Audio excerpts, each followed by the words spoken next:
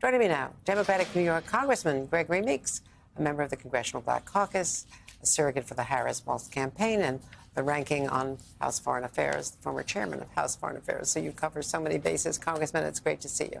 Thank you for joining us today. So the Vice President, she has been struggling in the polls with black men, not the margins that candidates, Democratic candidates, have had in the past. Could be gender, could be a lot of things going on, the economy. Last week, we saw former President Obama directly address, and he was addressing, and we should clarify this, he was addressing campaign workers in Pittsburgh about how they should address the black male voters, which I think is an important distinction. He was not necessarily, talking down, as some have criticized, to black voters, but he was talking to energize and, give his analysis to those who are going to be going out and making those appeals. Here is Kamala Harris today with Roland Martin. The work that we have done that has been about investing in black businesses, the work that we have done that has been about understanding the importance of having representation at every level, including a black woman on the United States Supreme Court for the first time. It's because people voted and demanded that. And the reality of how this system works is that we each have many ways that we are powerful. And one of those ways, very significantly, is through our vote. So the campaign is clearly focusing on this, trying to increase its margins. And we should point out it's not just black men, it's black and white men, but black men have been more reliably voting Democratic in the past. And I think I agree somewhat with what Ms. Johnson said earlier. Look, more black men vote and will vote for the vice president than any other demographic other than black women. And that should be acknowledged. And I think that what we're talking about here, because it is an extremely close election, is the new voters or voters who don't vote often, to get them to come out to vote. I think you're going to see the numbers going to be close to the same, maybe a slight decline of those that come out to vote. But if you look overall, those numbers are going to be tremendously high. But we want to increase the turnout. And you've got individuals who've only voted once or twice before or never before. And so we have to go after them so that they understand, because they have questions.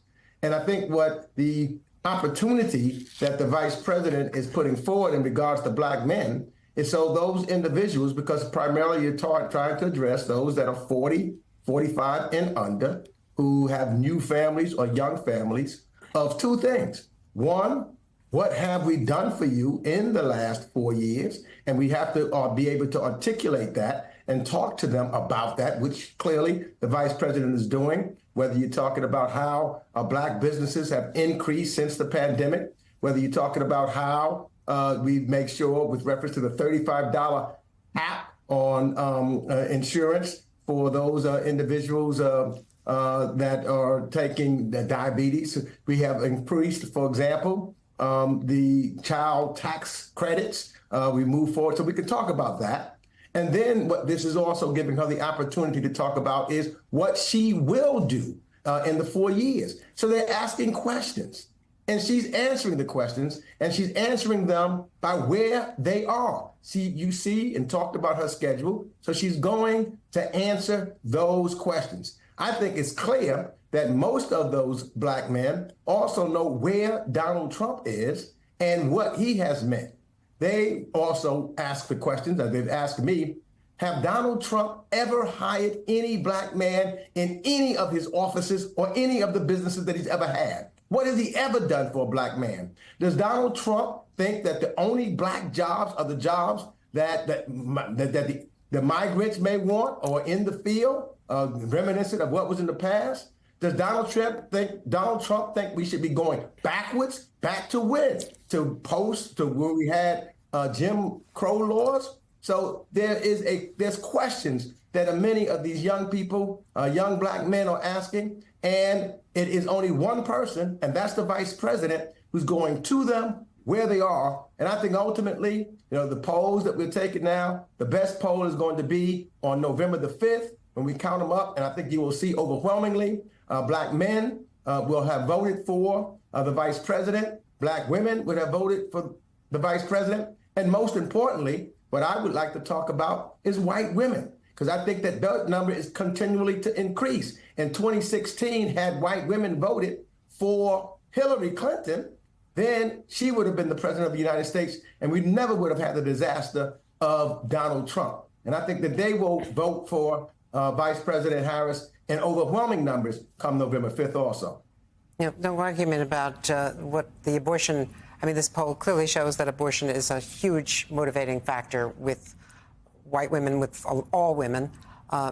Another thing that the poll does show is that people are thinking more favorably about Donald Trump's presidency and what he did than they did back when he was running, which is remarkable as well. There seems to be some sort of a collective memory lapse about what some of these policies were. And we specifically, need to talk about that. yeah, specifically, I want to ask you about what he said over the weekend, because you have such a deep experience in foreign policy.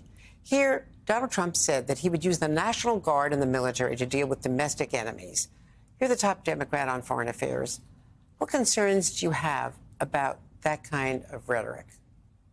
Very much, a lot of concerns about that kind of rhetoric. That's not the kind of rhetoric that you would want to have in a democracy. That sounds like someone who wants to be a dictator. It sounds like what took place in the 30s and the 40s. We cannot go back. We cannot go there.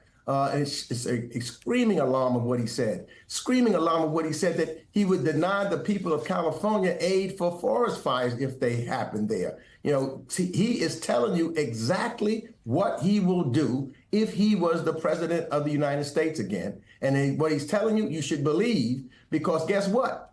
His top advisors in the past, his top national security advisors, have told us they are not supporting him this time, that he is a danger to the United States and the rest of the world. All of them, all of his top advisors have said that, from his former vice president to individuals, to generals in the military, who said clearly, General Milley, that we don't support dictators, and indicating that this is the guy that wants to be one. So all you have to do is to listen to what comes out of his mouth. And if you are an American concerned about our democracy and concerned about who will do what moving forward, that's why Liz Cheney has jumped on board. This is a time for us to all come together. I look forward, actually, Andrea, to the time that we will be able to have normal debate in the United States Congress and in our presidential elections again. This is not a normal election. There is too much at stake. The consequences of this election are at stake for all of the American people, but also, as you've indicated, internationally, because time and time again, I've talked to world leaders, and they whisper in my ear that they all are watching this and very concerned about the results of the elections in 2024 for determining the president of 2025. Congressman Gregory Meeks, a top surrogate for the campaign. We really appreciate your being with us today. Thank you, sir.